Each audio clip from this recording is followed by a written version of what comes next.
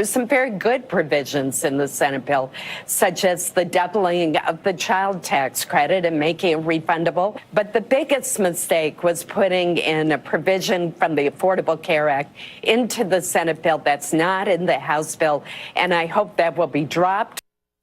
Well, the White House is making a full court press for tax reform, but you heard there, Maine Senator Susan Collins says she wants to drop the provision that would repeal the Obamacare individual mandate, as President Trump is showing some flexibility on that issue. So let's bring it up with our panel. Leslie Marshall is a Fox News contributor and a syndicated radio host. Kevin McCullough is a conservative syndicated radio host as well. Leslie, you think dropping that Obamacare mandate repeal is a good thing?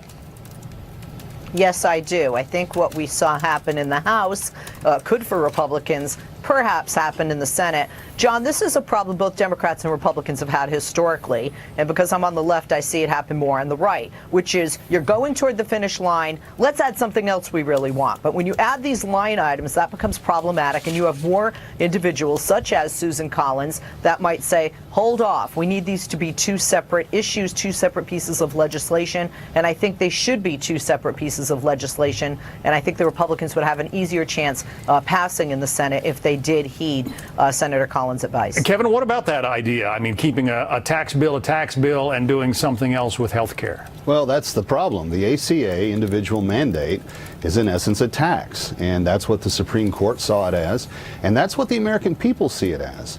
And it would be, Susan Collins played tricks with her words there, because this is not a full repeal and replace like what went down earlier in the session. Mm-hmm. This is just the least popular part of Obamacare, which is that individual mandate that more and more individuals opted out of, which is why a lot of the exchanges went bankrupt. They didn't have the funding to keep the exchanges profitable, therefore it did not work. Removing this tax from the from the American people and leaving it in the tax plan is not a bad idea. But, you know, Leslie, the idea that you can force, as the U.S. government can force people to buy something, that's pretty unpopular. It may be unpopular, John, but it's also something that we are accustomed to, whether it's on a state level or a federal level. We have to have insurance if we drive a vehicle. The list goes on. There are certain types of insurances or licenses you must have if you own a gun, if you fish, if you hunt. So, you know, I don't have an issue with that. And to Kevin's point, when you look at the numbers of people that are signing up, and when you look at the numbers of people that benefit from that mandate, I would largely disagree with him. And to his party's concern is you want something that's not going to add to the deficit, and adding this in would further add to the deficit. But you're asking, Kevin, you're essentially demanding that younger people pay for health insurance coverage that they probably don't need, just so that their contributions can subsidize the needs of older people. Yeah, and a lot of people opted out of even doing that. I mean, it really did feed into the problem with why the exchanges failed on the state level across the board. And to Leslie's point, auto insurance, gun insurance, a lot of those other things are very optional. If you don't want to drive, you don't have to buy car insurance. If you don't want to shoot a gun, you don't have to have gun insurance. But for simply breathing and walking around, the government's going to make you buy insurance? That is not what a free society and a free market does.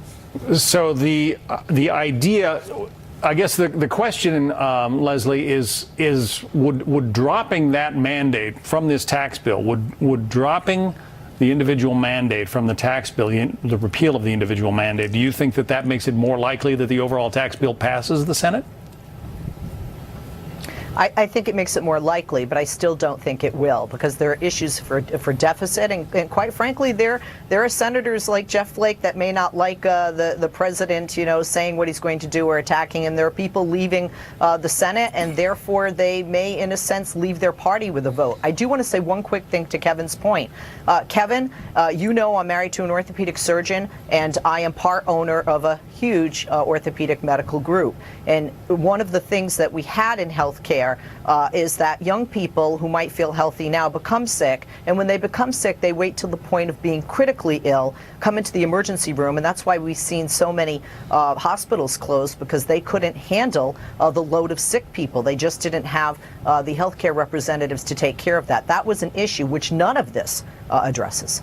Yeah, and Obamacare didn't fix that either. In fact, it cost us less as a society to use the emergency room as that first step of health care than it did in the first several years of implementation with Obamacare. But John, to your last question to Leslie, the issue here is that if whether or not it's going to pass, if Republicans do what Republicans do, and that is respect the fiscal priority of the taxpayer, then they'll pass this in reconciliation. It doesn't have to worry about passing the full Senate. All they have to do is get it into committee, and the president's going to sign it. I don't love either one of these bills, but I do think that this is one of those elements that I absolutely think should be in there. We are out of TV time. You guys will have to continue the debate. Call into your own radio shows, and you can do it that way. Anytime. Leslie's a good friend. Kevin McCullough, Leslie Marshall, thank you both. Thank you.